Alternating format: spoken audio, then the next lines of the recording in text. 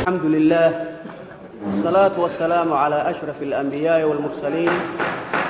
سيدنا محمد وعلى آله وصحبه وسلم أجمعين شرقدونك قلها وكيلة حلبانة شرفت له قلها وكيلة ضمان حول وضعنا قلها وكيلة صحافة يمرت شرفتك له سلام الله عليكم ورحمة الله وبركاته مدن قدومية كحيين iyo mudanayaal maanta oo ay taariikhdu tahay 11 bishii saddexaad 2018 waxaan si weyn ugu faraxsanahay inaan idin soo gudbiyo miisaaniyadda dawladda ee sanadka 2018 aniga oo ku hadlaya magaca wasaaradda horumarinta maaliyadda oo gudanaysa waajib dastuuriga qaranka qodobkiisa 55aad فرقديسة كوباد يحيرك مامل كمالية حير نمبر 75 لبكونية لحية طبعا قدب كيسة شناد ميزانية اللبادة كونية سديدية طبعا كوا حيكا كوبان تاهاي ميزانية الدولة الدحيه ميزانية الدولة هماذا حبان ميزانية هايدا هماذا حبانان الدولة ميزانية الدولة هوسه ميزانية صندوق هرمارنت سومالان أي مال قليان ودمدا قارن بحياشة اللو يقان سومالان ديفلوبمنت فند ميزانية مشروع ما مدادسينتا دولتها هوسه اللو يقانو GBLG سيدا او كله waxa la socda siyaasadii miisaaniyada 2018 oo ay soo diyaariyeen gudida siyaasadda miisaaniyaduna waa miisaaniyadii 26aad ee qaranka Soomaaliland yeesho waxa ay miisaaniyadani ka badan tahay miisaaniyadda dawladda dhexe ee odoros ee sanadkii hore 9% ay ka badan tahay odoroskii sanadkii hore miisaaniyadii 2017 odoroska miisaaniyadda dawladda dhexe ee sanadka 2018 waxa ay ka badan tahay 9% siyaasadda miisaaniyadda 2018 siyaasadda miisaaniyadda 2018 waxa mudnaanta koobaad aanu siinay oo qarankaas oo adduunyada inta badan kamid ah gaar ahaan dalalka soo koreeya ay siiyaan waa nabadgelyada iyo sugnaanshiyaheeda maadaama dalkeena Soomaaliland ku yaalo gobol aan xasilnoonayn waxa miisaaniyadda sanadka 2018 muhiimadda koowaad la siinaya amniga iyo xasilloonida Soomaaliland ciidamada kala duwan ee dalku waxay udub dhaxaad u yihiin amniga iyo kala dambeynta sida awgeed miisaaniyadda sanadka 2018 waxay muhiimad gaar ah siinaysaa daryeelka ciidamada kala duwan ee dalka waxa sanadkan loo sameeyaa ciidamada qaranka ee kala duwan mushahar korodhan 9% si aynu xoojino cudada iyo cadadka ciidamada kala duwan ee Jamhuuriyadda Soomaaliland miisaaniyadda 2018 waxay si gaar ah isha ugu haynaysa isla markaana muhiimad gaar ah siinaysa qalabka iyo saanada ciidamada kala duwan ee dalka si ay u heli lahaayeen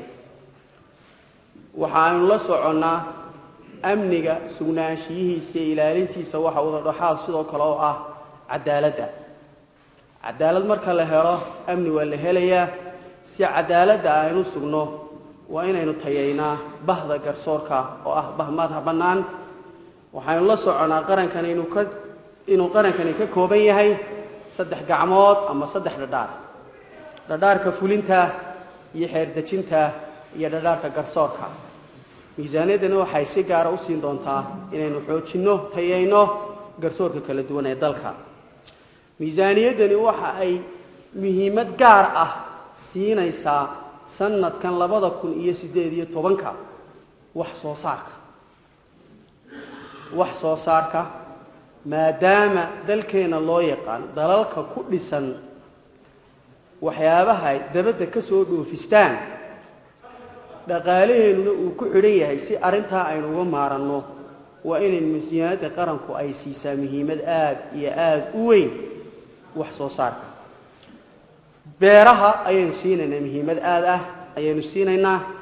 miisaaniyadda 2018 waxay muhiimad weyn siinaysaa wax soo saarka dalagga beeraha sidaas ogeed waxa sanadkan la hirgelin doonaa mashruuc wax soo saarka dalagga ee Wajaale beer iyo Oodweyne si loo xoojiyo wax soo saarka dalagga beeraha waxa miisaaniyaddan laga iibin doonaa cagaagafiyo kuwaasoo qodaalka loo isticmaali doono waxa sidoo kale miisaaniyadda 2018 ay muhiimad weyn siin doontaa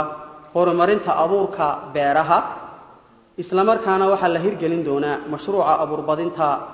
ee wasaaradda beeruhu gacanta ku hayso dalkeenu waa dalka ku tiirsan inta badan dhaqaalihiisu iyo gacmaha dhaqaalaha ee dhex wareegaya bulshada kala duwan ee Soomaaliland xoolaha nool weyn ogeyn oo abaar daba jooga ayaa inagu dhacday abaartaasi waxa ay keentay in xoolo badani ay naga baxaan maadaama isbedel fara badan uu ku dhacay cimiladii iyo deegaankii waxaanu u baahanahay qaabkii hore ka duwan inaan xoolaha u daryeelno si aynu xoolihii inoogu suro gasho inaynu si fiican u ilaalino isla markaana u manaafacsano dalalkii aynu dhoofin jirnay iyo dalal kalena aynu dhoofino maadaama xoolaha iyo kalluumaysiga ay miisaaniyadani xoog siin doonto haddii alla idmo maadaama xooluhu ay yihiin isha ugu weyn iyo lafdhabarta dhaqaalaha dalka waxay miisaaniyadda 2018 ay mudnaan gaar ah siinaysa daryeelka xoolaha nool waxaana miisaaniyadda laga hirgelin doonaa mashruuca daweynta xoolaha oo aan doonayno hay'adihii iyo qaaran bixiyayaashii iyo dadkii naga taageeri jiray inaynu ka maarano inagu isku tashano isku dhisnaano haddii alla yiraahdo si aynu horumarino qaabka aynu hadda u dhaqano xoolaha taas oo wax badan ka tari doonta dhaqaalaha dalka waxa miisaaniyadda 2018 ay hirgelin doontaa mashruuca taranka iyo tijaabada xoolaha kalluunku waa khayraadka ilaahay ku manaystay dalkeena sidaas awgeed si aan u dhiirigelino wax soo saarka kalluumaysiga iyo isticmaalkiisa waxa miisaaniyadda 2018 ku jira dhismaha dekada kalluumaysiga iyo iibsi dooniyo ay yeelanayso wasaaradda kalluumaysiga iyo xoolaha waxay miisaaniyaddani ay siinaysaa muhiimad gaar ah iyo mudnaanta ugu muhiimsan daryeelka bulshada adeega caafimaadka miisaaniyadda sanadka 2018 waa inay muhiimad gaar ah siisaa adeega caafimaadka bulshada haday tahay qalabka caafimaadka iyo dhismayaasha cusbitaalada iyo MCHada kala duwan miisaaniyadda 2018 waxay muhiimad weyn siinaysaa adeega caafimaadka bulshada waxaana miisaaniyadda 2018 laga dhisi doonaa xarumo caafimaad oo kala duwan oo ku kala baahsan dhammaan deegaanada kala duwan ay ka kooban tahay Jamhuuriyadda Soomaaliland maadaama miisaaniyadda 2018 ay mudnaan gaar ah siinayso adeega caafimaadka waxa sanadkan dib u dhis lagu sameyn doonaa isbitaalka Burco iyadoo oo sidoo kale la qalaameyn doono hadii ay beedmo waxa sidoo kale la dhisi doonaa qaybta umulaha ee dhakhtarka Hargeysa isla markaana waa la qalaameyn doonaa hadii ay beedmo miisaaniyaddani waxay xoogga saari doontaa haddii alla yidhaahdo waxbarashada miisaaniyadda 2018 si loo tayeeyo waxbarashada dawliga ah waxa sanadkan macallimiinta dugsiyada dawliga ah dhiga loo kordhiyay mushaharka bilaha ah macallinkiiba 200,000 oo Soomaaliland shilin ah miisaaniyadda 2018 waxay muhiimad gaar ah siinaysaa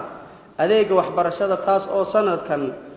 lagu bilaabayo inay buugta manhajka lacag la'aan ku helaan dugsiyada hoose dhexe dugsiga koobaad ilaa ka 8 dugsiga koobaad buugtiisu waxay ka kooban tahay 6 buug ayay ka kooban tahay dugsiga labaad ilaa 8 buugtoodu waxay ka kooban tahay 7 buug dhammaan dugsiyada dawladda iyo wasaaradda waxbarashada iyo saynisku ay maamusho ay ku kala fiirsan jamhuuriyadda Soomaaliya dhammaantood way heli doonaan sanadkan haddii alla yiraahdo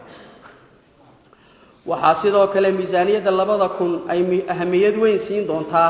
tayeynta macallimiinta dugsiyada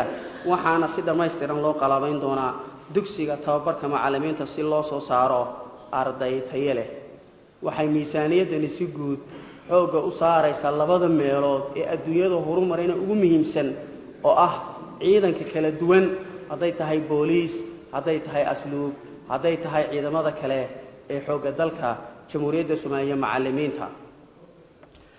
waxa muhiimad gaar ah miisaaniyaddani haddii alla yiraahdo ay siin doontaa biyaha waxaan ognahay jirka ibni aadamka iyo noolo kastaba inuu ka kooban yahay 75% biyuhuna ay nolosheena aasaas u yihiin inagoo kamida dalalka ugu yar ee roobka hela ama rainfallka aynu helnaa 500 millimeter sanadkii uu yahay inagoo lamida dalalka Tunisia oo kale oo maanta ah dalalka ugu biyaha badan ee adduunyada iyagoo ka faa'iideystay roobkii iyo biyihii soconayay qabtay oo maanta kamida biyaha dalalka ugu biyaha badan leh jamhuuriyadda Soomaaliland waxaan ognahay dadku biyo u baahan yihiin xooluhuna biyo u baahan yihiin cid kasta oo noolna biyo u baahan tahay beeruhuna biyo u baahan yihiin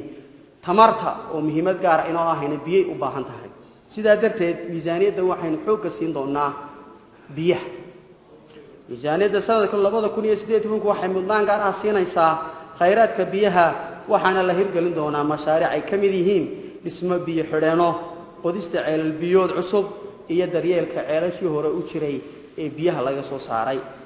waxa jirta inaynaan ka faa'iideysan biyaha roobka ee dabiiciga ah sida ogeedna waxa sanadka miisaaniyadda 2018 ku jira mashruuca biyo xidhka dooxyada inaan biyaha ka faa'iideysano oo qaabkaynu uga faa'iideysan lahayn iyo lacagtii gali lahaydba horta inagu ka qarahaan gacmaha intaynu isqabsano hormood ka noqono haddii alla yiraahdo muhiimadan dawladda miisaaniyaddani waxay muhiimad gaar ah siin doontaa sida oo kale kaabayaasha dhaqaalaha waxa ugu muhiimsan dhisidda wadooyinka bridge-yada airport-da iyo dekadaha waxa ay miisaaniyaddan aynu doonaynaa sida imika baa ka warqabtaan inay bilaabanto isla markaana socoto dhamaystirka wadada Ceerigaabo ilaa Burco haddii alla yiraahdo oo noqota si joogtayn ah inay u socoto oo aan kala go' lahayn sidoo oo kale inay wadooyinka dalka isku xidhaya dhamaantood sidoo kale muhiimsan inuu kala horumarino inagoo haddii aynu ku xigsiin doona taa Ceerigaabo marka aan dhamaystirno wadada Boorame iyo isku xidha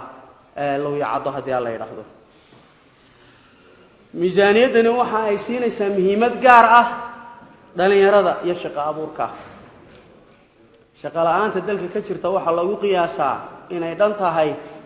70% dadka shaqeeya kala duwan inay yihiin 30% dawladda iyo shirkadaha dalka ka jira iyo hay'adaha kale ee dalka jooga waxa muuqata dalkani inuu u badan yahay dhalinyaro tiradooda lagu qiyaaso in ka badan 70 intooda badan waa bilaa shaqo si aynu ugu abuurno shaqo waxay muhiimad gaar ah miisaaniyaddani siinaysaa jawigii iyo qaabkii shaqo abuur loogu abuuri lahaa isla markaana loo u samayn lahaa xirfado ay ku shaqo tagaan oo ah xirfadaha qarankan u baahan yahay miisaaniyadda 2018 waxay muhiimad gaar ah siinaysaa horumarinta dhalinyarada Soomaaliland sidaas oo waxa sanadkan si rasmi ah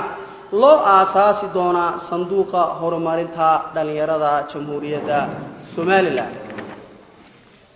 miisaaniyadda 2018 waxay muhiimad siinaysaa shaqo abuurka dhalinyarada dalka, waxaana sanadkan miisaaniyadda lagu unkay barnaamijka shaqo qaran National Service, kaas oo qayb weyn ka qaadan doona shaqo abuurka dhalinyarada iyo horumarka dalkaba. si dhalinyarada shaqo abuurka loogu sameeyo, waxaa sanadkan miisaaniyadda 2018 laga fulin doona mashruuca shaqo abuur oo dhalinyarada ka faa'iideysan doona, kaas oo wasaaradda ciyaaraha iyo dalladda Soomaaliya ee u qaybsanaha ururada dhalinyarada ay ku midoobeen ay ka wada shaqeyn doonaan. miisaaniyadda 2018 waxay muhiimad weyn siin doontaa isdhexgalka iyo arrimaha la xidhiidha ciyaaraha kala duwan ee dalka, waxaana sanadkan si rasmi ah roogaga loogu dhigi doonaa garoomada kubadda cagta ee Berbera iyo Burco. miisaaniyadda sanadka 2018 waxay sidoo kale mudnaan siin doontaa dhismaha garoonka kubadda cagta ee Ceerigaabo. miisaaniyadda sanadka 2018 waxay dib u dhis lagu sameyn doonaa garoonka kubadda kolayga ee Timacade si loo dhiirigeliyo ciyaaraha kala duwan ee dalkan laga ciyaaro. waxaa sanadkan sidoo kale dib u dhis lagu sameyn doonaa garoonka kubadda cagta ee Laascaano. sidoo kale waxaa sanadkan miisaaniyadda 2018 ay muhiimad weyn siin doontaa hawlaha tartamada ciyaaraha kala duwan ee dalka jamhuuriyadda Somaliland, aqoonsiga iyo doorashooyinka. miisaaniyadda qaranku waxay muhiimad gaar ah sanadkan siin doontaa aqoonsigu ma aha wax ciyaar ah. aqoonsigu wuxuu u baahan yahay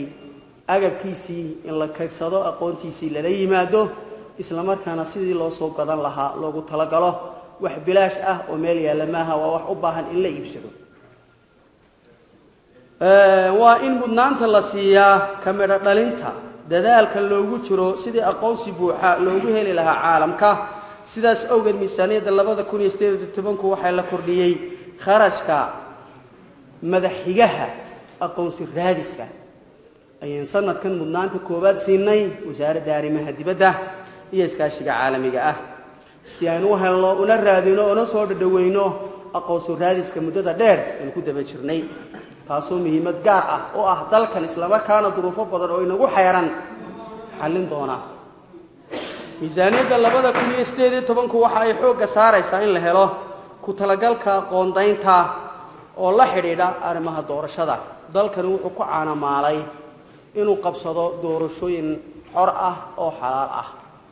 doorashooyinkaasi waa kuwa geyeysiiyey halka aynu maanta taaganahay, suurana geliyey in adduunyadu inoola dhaqanto sidii dal madax bannaan iyadoo aanay weli cid adduunyada jirta aanayna aqoonsanayn. marka waa inaynu sii xoojinnaa doorashooyinkii iyo ka qayb qaadashadoodii. miisaaniyaddani waxay muhiimad gaar ah siinaysaa sidoo kale guud ahaan maamul wanaagga, gaar ahaan la xisaabtanka. waxa ay miisaaniyadda hanti dhowrka guud ee qaranka aanu 100% iyo 30 in ka badan aan u kordhinay hanti dhowraha guud ee qaranka si uu u qabsado hawlihiisa isagoo oo madax bannaan meel kasta oo ay la gashana si loo sugo la isla xisaabtanka iyo in hantida ummadda la wada ilaaliyo ayaan u kordhinay. si loo baahiyo loona arko in nidaamkeenu ku dhisan yahay daahfurnaan iyo isla xisaabta sugan, waa in miisaaniyadda xafiiska hanti dhowraha guud ee qaranka ayaanu kordhinay. waxaa miisaaniyaddeena sanadka sidoo kale qondo fiican aan uga samaynay maalgashiga, maadaama wasaaradda horumarinta maalgashigu ay cusub tahay. waxay u baahan tahay in maalgashiga gudaha aynu dhiirigelino, sida oo kale aynu soo jiidino sida ay suuragal inoogu noqon lahayd in dalkeena maalgashi fiican uu ka dhaco adduunyada kale ee kala duwan. miisaaniyadda 2018 waxa ay muhiimad siinaysaa sidoo kale hirgelinta mashruuca horumarineed. waa in wasaaradda iyo hay'adaha kasta ee miisaaniyaddooda ay noqoto mid ay ka muuqdaan mashaariic horumarineed. si aynu u dhiirigelino maalgashiga gudaha, waa in miisaaniyadda wasaaradda maalgashiga lagu qoondeeyaa kharash maalgashi gudaha ah. waa in wasaaradda qorsheynta iyo horumarinta qaranku soo gudbisaa sanduuqa horumarinta Somaliland SDF si loo raaciyo miisaaniyadda 2018 iyadoo soo raacisay annagoo doonayna qaabkii hore ka duwan inaan ka wada maamulno maadaama wasaaradda horumarinta maaliyadda iyo wasaaradda qorsheynta qaranku ay iyagu u qaybsanaha xagga dawladda ay yihiin maamulidda sanduuqa Somaliland Development Fund oo aan doonayno sidoo hore si ka duwan oo isu dheeli tiran dhammaan saami isku mid ah loo kala siiyo gobolada dalku ka kooban yahay iyadoo loo kala horumariyo qaabka iyo habka duruufahooda kala duwan ay u jiraan oo ka duwan qaabka hore qaab ka duwan sidoo kale waxaan qondo fiican aan siinay iyagana ay noo soo gudbiyeen hay'adaha lixda hay'adood ee kala duwan ee naga caawiya mashruuca maamulka dejinta dawladaha hoose inaguna qaybtii nagaga aadanayd aan ku talagalkeedii la nimi sanadkan waxaa la socotaan dalkan inay ku dhacay abaare kala duwan oo isxiga ka soo geeysiiyay xaalad ku dhacay dulkii iyo xoolihii isla markaana ku reebay abaara ba'an dalkeena iyo dadkiiba saameyn togan iyo mid tabanba ku yeeshay abaaraha waxaa jirta in abaar ballaaran ay ku soo noqdeen dalka taas oo u baahan in si ballaaran looga gaashaanto sida ogeed miisaaniyadda 2018 waxay u qoondayn doontaa abaaraha gurmadka abaaraha oo markii koobaad ee gurmadka abaaraha si fiican aan ugu darno haddii la yiraahdo waxaa ogtihiin dalkeena inuu ka jiro qiimo dhac shilinka Somaliland iyadoo guddiyo kala duwan loo saaray isla markaana aan la daala dhacayno la tacaalida iyadoo imaka meel fiican ay marayso isla markaana aan rajaynayno muddada dhow iyo waqtiyada soo socda haddii alla yiraahdo in isbedel fiican aan ku samayno iyada iyo sixir bararkaba u xiriir toos ah taas oo wasaaradda horumarinta maaliyadda maadaama ay gudoomiye ka tahay guddida la dagaalanka sixir bararka iyo guddida dhaqaalahaba waxa miisaaniyadda sanadkan iyaduna aan doonaynaa in arinta daaweynteeda xiriir toos ah ay la yeelato sida darteed aan hirgelino isticmaalka lacagta Somaliland haddii alla yiraahdo taasoo kharashaadka dawladda inta badan aan ku bixin doono lacagta Somaliland saanu kordhino baahida dadweynaha kala duwan oo ay u qabaan isticmaalka lacagta dalkooda dal waliba wuxuu ku faanaa ku naalooda lacagtiisa miisaaniyadda waxa aan ka marnayn oo ku xardhan sanadka siyaasadda miisaaniyadda qaabka dakhli ururinta taasoo aan doonayno guud ahaan golaha wakiilada gaar ahaan guddiyada la shaqeeya in si firfircooni leh ay nagala shaqeeyaan qaabkii aan u samayn lahayn dakhli ururin dalku haddaanu helin lacag oo aan cashuurta sidii loogu talagalay loo soo ururin suura gali mayso way adkaanaysaa waxyaabaha aynu hindisnay oo dorosnay qorsheynay inaynu fulino haddii la yiraahdo wasaaradda horumarinta maaliyadda waa inay dib u eegis waxa ay dib u eegis ku sameeynaa cashuuraha kala duwan waxa la socotay inaan kordhinay cashuuraha qaadka inaan kordhinay sidoo kale waxaan doonaynaa haddii alla yiraahdo markaan warbixintooda soo dhameystirno cashuuraha gawaadhida yaryar ee raaxada iyo dhammaan waxyaabaha lagu raaxaysto waxay la xiriireen inaan kordhino ayaanu doonaynaa in dalka iyo dadka toonaba faa'iidada ay u leeyihiin ay yar tahay sigaarku waa kamid buurigu waa kamid buuriga badeecaduna waa kamid ma dhaafayno uu ku jiraa way ku qorantay cashuurta sigaarka iyo buuriga waxaan sidoo kale dib u eegis ku samayn doonaa haddii alla yiraahdo cashuur dhaafka faraha badan leh ee xarkaha goostay kaasoo aan doonayno siyaasad qaran inaynu ka yeelano ka xukuumad ahaan haddii alla yiraahdo waxaan dib u eegis ku samayn doonaa dhammaan cashuuraha iibka waxaan xoojin doonaa cashuur ururinta kala duwan iyo qaabka loo maro iyo habaynta nidaamka cashuur ururinta waxaan isagana dib u eegis ku samayn doonaa sarifka cashuurta lagu cashuuro miimaka waxa uu inoo yahay halka dollar 5,000 oo shilin buu inoo yahay halka dollar maanta wuxuu marayaa 10,000 oo shilin markabkii ama balgaarigii aynu ka heli jirnay lacag ciidaa ka badan maanta kala barahaan baynu ka helnaa sidaa darteed waxaynu u baahannahay sarifkiina in dib u eegno innaga oo waxyaabaha daruuri ahna ka dayn doona waxyaabaha aan daruuriga ahayna ku kordhin doona sarifka in dib u habayn ballaaran lagu sameeyo nidaamka cashuur ururinta badeecadaha aan daruuriga ahayna inaynu ku kordhino cashuuraha badeecadaha daruuriga ahna aynaan cashuuraha ku kordhin oo aynu ka dayno maadaama dadkeena iyo dalkeenu dan yar yihiin dadka inta shaqaysaana ay kooban tahay inaynu dhiirigelin ku samayno wax soo saarka dalka siyaasadeen dakhli ururinta waxa ku jirta in la dhiirigeliyo wax soo saarka dalka gudihiisa ah haday warshadaha yar yar ee dalka ku jira ay tahay waxa ay soo saaraan iyo hadii ay tahay beerahaba waa in la dardar geliyaa si nidaamkeena uu noqdo nidaam daahfuran isla markaana la xisaabtan leh waa inaynu dardar gelin fara badan ku sameynaa nidaamka dib u habaynta maamulka maaliyadda ee loo yaqaano public financial management reform kaas oo halbowlow ah qaabka inaga iyo wada shaqaynta adduunyada kale sidoo kale maadaama wasaaradda horumarinta maaliyaddu ay tahay wasaaradda u qaybsanaha dakhli ururinta waa in dhammaan wixii dakhliga gacanteeda ka maqan iyada gacanteeda ay ku soo noqdaan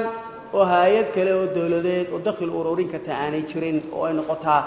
dakhliga cidda laga xisaabtamaya ay qarankani leeyahay inay noqoto wasaaradda maaliyadda way wasaaradda maaliyaddu ay ka shaqaysaa dhammaan diiwaangelinta iyadoo kala shaqaynaysa wasaaradda hawlaha guud dhulka iyo guriyeynta kala shaqaynaysa hantida ama guurtada ah ee dalku leeyahay sida xeerarka dalka u yaala iyo xeer nidaamyaashu ay dhigayaan taas oo aan doonayno sanadka dambe soo socda inaan ku darno qaabka xisaab xidhka iyo nidaamka xisaabaadka dawladda marka la sameeyo xisaab xidh waxa la wada socotaan in la sameeyo hantida guurtada ah iyo hantida ma guurtada ah 25 ka sano xisaab xidhkeena kuma jirin hantida ma guurtada ama waxa loo yaqaan fixed assets waa laga maarmaan inaan ku soo darno sanadka dambe sanadkana aynu diyaarino hadii alla yiraahdo wasaaradda horumarinta maaliyadda waa inay sanadkan cilmi baaris badan ay ku samaysaa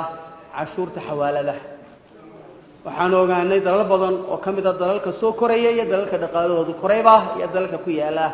dalalka Afrika gaar ahaan kuwa geeska ku yaala inay qaadaan cashuurta xawaaladaha hadaba inagu sidaynu horeba u sheegnay inay cashuurtaasi ku dhisnaato cashuur kastaaba aqoon iyo cilmi baaris yaani noqon laab la kac iyo wax lagu degdego wasaaradda horumarinta maaliyaddu sanadkan hadii alla yiraahdo waxaan hirgelin doonaa GST waxa loo yaqaano ama loo yaqaan VAT value added tax mishiinadii waanu haynaa waanu tijaabinay guddi hoosaadka maaliyadda iyo ganacsigu wayna la arkeen anagoo ku jirnaa talaabooyinkii ugu dambeeyay ku tijaabinay mishiinadii aan u qaybin lahayn ganacsatada waaweyn iyo goobaha waaweyn ee laga ganacsado iyo kuwa dhaxaba dakhliga miisaaniyadda labada kun iyo 18 miisaaniyadda 2018 waxay ka kooban tahay miisaaniyadda dawladda dhexe miisaaniyadda dawladda dhexe oo sanadkan ka kooban 1 trilyan 687 bilyan ay ka kooban tahay waxa ay ka badan tahay miisaaniyadda sanadkii hore ee odoraskii miisaan sanadkii hore 2017 ee miisaaniyadda dawladda dhexe 133 bilyan 795 milyan 907 shilin ay ka badan tahay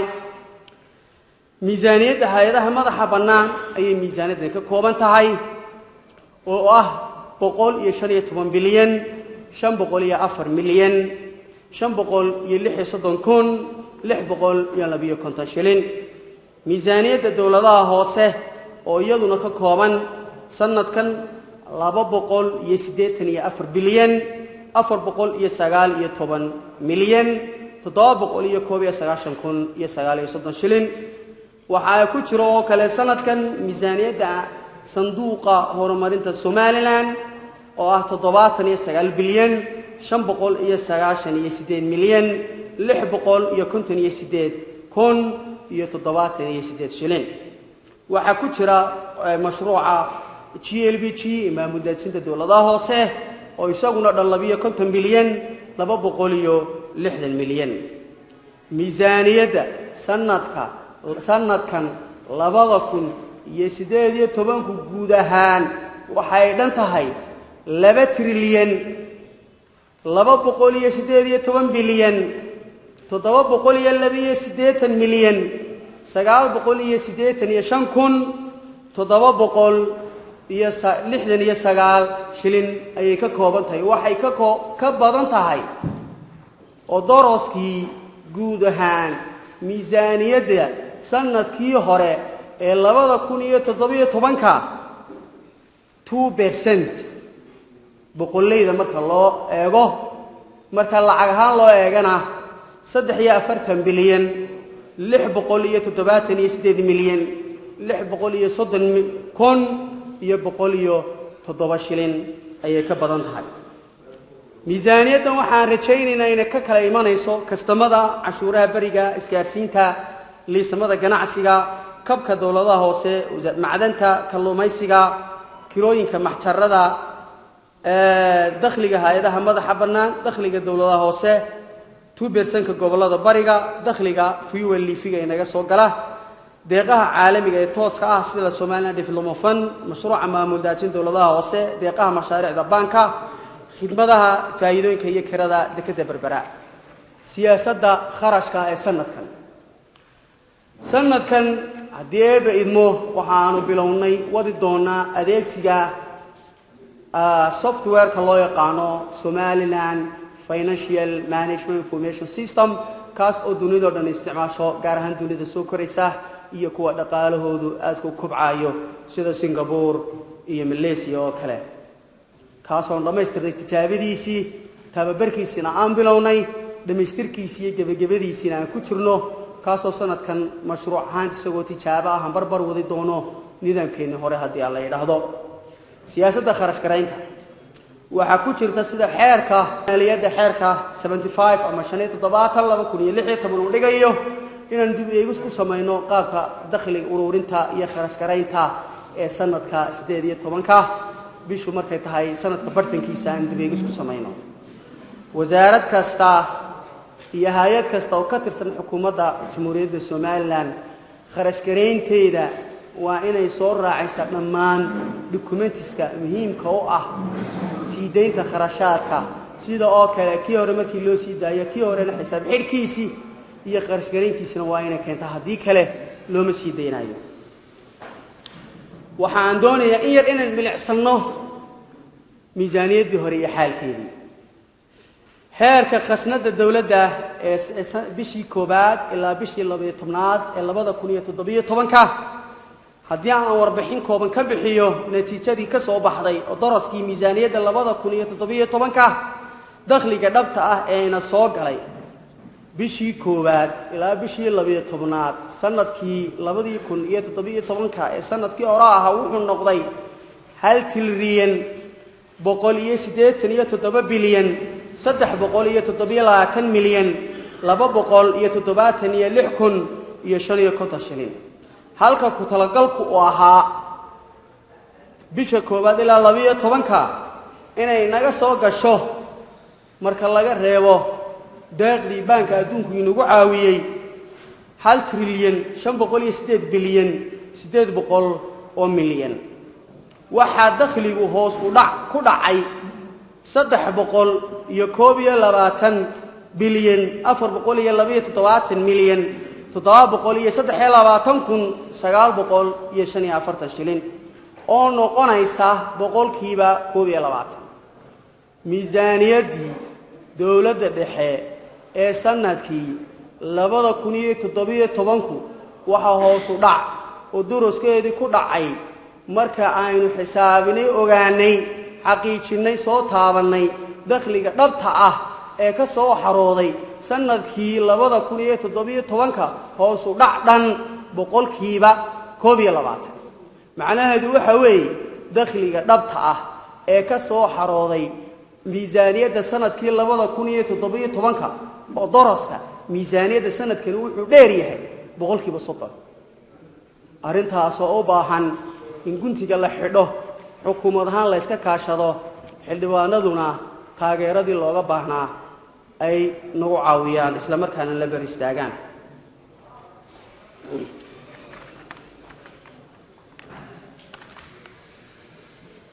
kororka dakhliga miisaaniyadda mudanayaal waxaa jirta in maanta casriga aynu ku noolnahay dunida ay ka guurtay ku tiirsanaanta cashuuraha furdooyinka ka soo xarooda loona guuray cashuuraha laga soo xarooyo cashuuraha bariga iyadoo loo guuray cashuuraha toosan waxa aad la socotaan in dakhliga ugu badan uu inaga soo galo cashuuraha aynu ka helno kastamada kaas oo aan mustaqbalka dhow iyo ka dheerba aynan ku sii tiirsanaan karay sida awgeed wasaaradda horumarinta maaliyadda waxa sanadkan u qorshaysan in awoodda ugu badan aanu saarno cashuuraha inaga soo gala waaxda cashuuraha bariga cashuurahaas oo ka kooban cashuurta iibka cashuurta macaashka ganacsiga cashuurta dakhli kirooyinka cashuurta dakhliga mushaharka cashuuraha iskaasiinta cashuuraha diiwaangelinta dakhliga liisamada iyo ruqsadaha sidaas si la mid ah waxaanu dib u eegis ku samayn doonaa cashuurta qaadka oo iyadana ku samaynay cashuuraha siyaarka iyo waxyaabaha kale aan faa'iidada hayna waanu ku samayn doonaa haddii la yiraahdo marka miisaaniyadda aynu dhamayno ayaanu fulin doonaa haddii la yiraahdo mudanayaal waxaa jirta in waaxda cashuuraha barigu uu ka socdo nidaamka dib u habaynta maamulka maaliyadda kaas oo wax badan ka tari doona nidaamka maamulka cashuuraha tax administration waxaanu si rasmi ah u hirgelin doonaa diiwaangelinta cashuur bixiyayaasha oo iyaduna meel gabagab ah noo maraysa markaad cashuur qaadayso ciidaad cashuurta ka qaadayso waa in dhammaantood aad diiwaangelaysaa iyagoo ka kala kooban 3 qaybood cashuur bixiyayaasha waaweyn kuwa dhexe iyo kuwa yaryarba annagoo hawshaasi meel gabagaba ah ay noo marayso sidoo kale waxaan siin doonaa cashuur bixiye kasta number gaar oo ah ama tax identification number ayaanu siin doonaa qaabkaas oo ah qaab caalami ah oo dunida oo dhan ay isticmaasho mudanayaal xildhibaanada sharafta leh ee kala duwan iyo shirgudoonkaba waxa markii aanu samaynay tirakoobka hordhiciisii waxaan ogaanay dalka Rwanda la yiraahdo iyo ganacsatada Soomaaliland dalka Rwanda la 12 milyan ka kooban inagoo 4 milyan ka kooban ganacsatada ay ka badan tahay sidaa darteed waxa laga maarmaan u ah inaynu cashuur fiican soo ururino cashuurahana wax ka yar 5% ayaynu ogaanay inaynu ururino cashuuraha si dhamaystiran waa inuu ururinaa dadka iyo bulshadana si daahfuran la xisaabta sugan leh aynu ugu celinaa wixii ka ururinay inaga oo geelinina kaabayaasha dhaqaalaha iyo daryeelka arrimaha bulshada iyo meelaha kale ee muhiimadda u ah in cashuuraha qaran leeyahay lagu bixiyo sanadkan haddii alla yiraahdo mudanayaal waxa ogtihiin in dib u habayn fara badan loo baahan yahay in lagu sameeyo qaabka ay cashuuraha u qaadaan dawladaha hoose iyo dawladda dhexe sanadkan waxaanu dhamaystirnay haddii alla yiraahdo gabagabo maraysa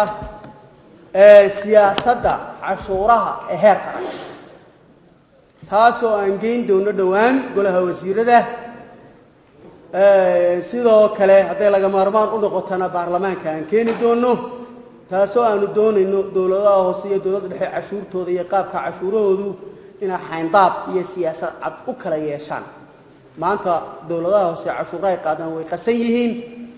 waxa aad arkaysaa cashuuro dawladda dhexe ay qaadan qaar la mid ah inay qaadaan taasoo sinaba suuragal ahayn waxaanu doonaynaa siyaasadda inaan nagala shaqaysaan haddii aan la yiraahdo hirgelinteedana aynu ku dhaqanno sanadkan haddii aan la yiraahdo waxaanu adeegsan doonaa dhammaan kastamada ku adeegsan doonaa softwareska loo adeegsado customisa ee Sekuda loo yaqaano annagoo isagana hirgelintiisa iyo tijaabadiisa bilownay doonayna si toosana inaan u gelino haddii aan la yiraahdo mudanayaal iyo marwooyin xildhibaanada sharafta leh kala duwan waxaan jecelahay inaan idila wadaago sanadkan miisaaniyadeenu waxa u qoondaynay mashaariicda horumarineed ee kala duwan boqolkiiba 34.5 inay ku baxaan markii koobaad ee qarankani ee halka la gaaro in lagu isticmaalo mashaariicda horumarinta tiraynta leh annagoo biilasha taagan iyo kharashka hawl socodsiinta ee kala duwan u isticmaali doona boqolkiiba 65.5 u isticmaali doona mudanayaa waxaan jecelahay xildhibaanada sharafta leh kala duwan inaan la wadaago inaan halkan idinku soo gudbiyo kororka iyo mashaariicaha kala duwan ee sanadkan aan fulinayno marka laga reebo mushaharka ciidamada qaranka ee kala duwan iyo macallimiintaba mushaharkii daraad maanta qaar baa loo kabaye kolay macallimiin ku tahay iyo ciidamada meersan tayeynta ciidamada kala duwan ee dalka kordhinta mushaharooyinka ciidamada dalka oo aan boqolkiiba 9 kordhinay kororka mushaharka macallimiinta oo aan kordhinay boqolkiiba 20 kordhinta miisaaniyadda ictiraaf raadinta oo iyadana sanadkan aan kordhinay qoondaynta kharashka doorashooyinka oo sanadkan iyadana aan u qoondaynay kharashka gurmadka abaaraha qoondaynta barnaamijka shaqo qaran national service qoondaynta mashruuca wax soo saarka ee wajaale beer iyo oodweyne qoondaynta mashruuca timirta qoondaynta mashruuca abuurka badinta ee wasaaradda beeraha qoondaynta iibsiga cagafyada wax soo saarka ee mashaariicda beeraha qoondaynta mashruuca tijaabada iyo taranka xoolaha qoondaynta mashruuca daweynta xoolaha qoondaynta mashruuca qoocada iyo aroori dhismaha dekada kalluumaysiga qoondaynta kharashka jaamacadda badda ee berbera qoondaynta mashruuca dhisme biyo xidheennada wasaaradda biyaha xafiir dhaamis qoondaynta mashaariic qodista ceelasha biyaha qoondaynta mashruuca biyo joojinta dooxyada horumarinta mashaariicda biyaha iyo gobollada bariga qoondaynta mashruuca wax ka qabashada xaalufka qoondaynta mashruuca dhiraynta qoondaynta mashruuca tarminta dhirta dhismaha cisbitaalka burco dhismaha cisbitaalka ciidamada qaranka dhismaha qaybta umulaha ee cisbitaalka hargeysa dhismaha MCH-yada dalka iibsiga mishiinada shaybaarka iyo cisbitaalka hargeysa iibsiga qalabka cisbitaalka burco horumarinta adeega caafimaadka ee gobollada bariga iibsiga qalabka mishiinada kaliyaha safeeyay dawadiisaba iibsiga mishiinka dhowrista tayada qalabaynta dugsiyada tababarka macallimiinta qaybinta buugta dugsiyada oo bilaash lacag la'aan ah horumarinta adeega waxbarashada ee gobollada bariga qoondaynta saduuqa horumarinta dhalinyarada dhigista rooga kubadda cagta ee garoonka berbera dhigista rooga kubadda cagta ee garoonka burco dhigista rooga kubadda cagta ee ceerigaabo dib u dhiska garoonka kubadda cagta ee laascaanood dib u dhiska garoonka timacadde iibsiga qalabka isku xidhka isgaarsiinta dhiska iyo dayactirka wadooyinka dalka kordhinta raashinka maxaabiista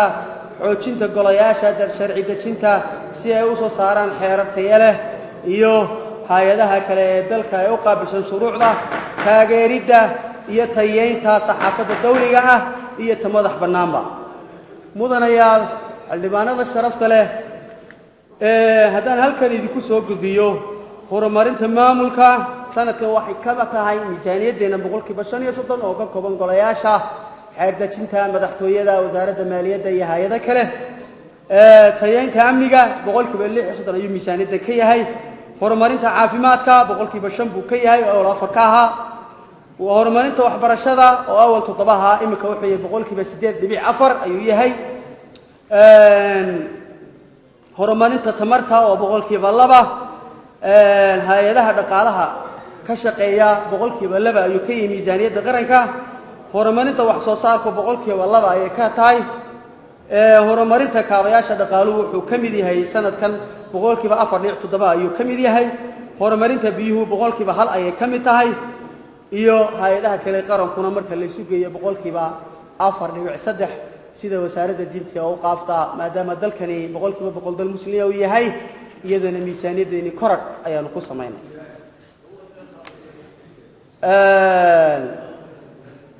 mudanayaal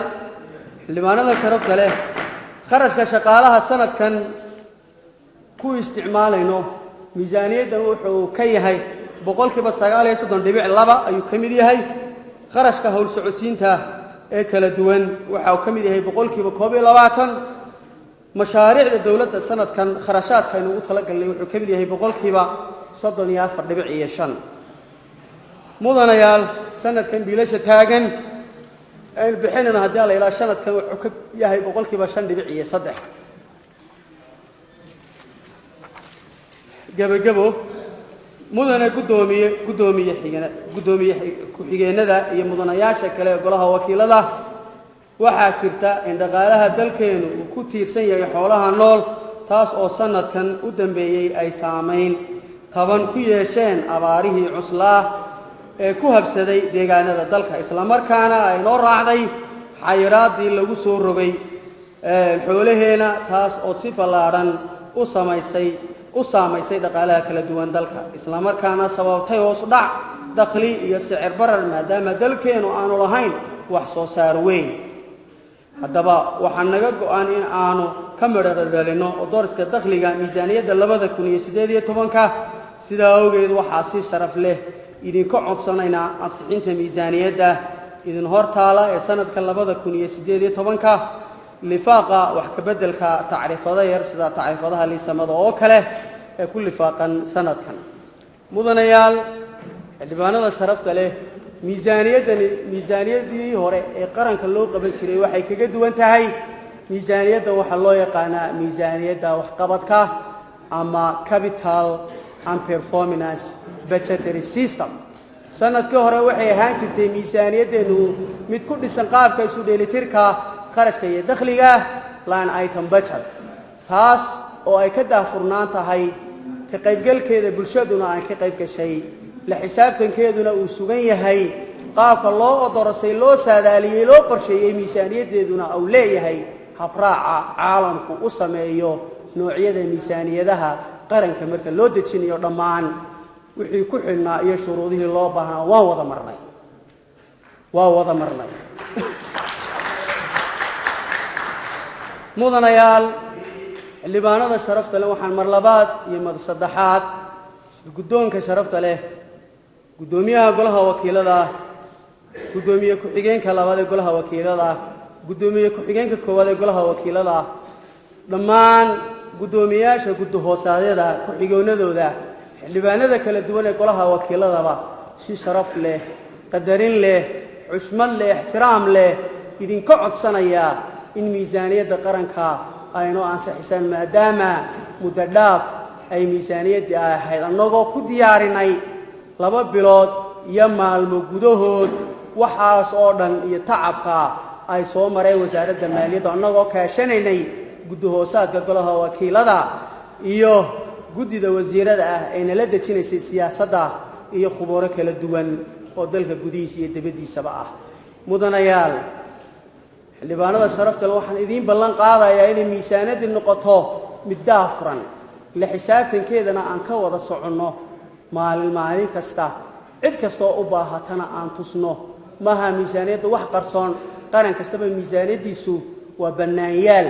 cid waliba way arki kartaa waana iska dhex arki kartaa waa mahadsantihiin guul iyo gobonnimo assalaamu calaykum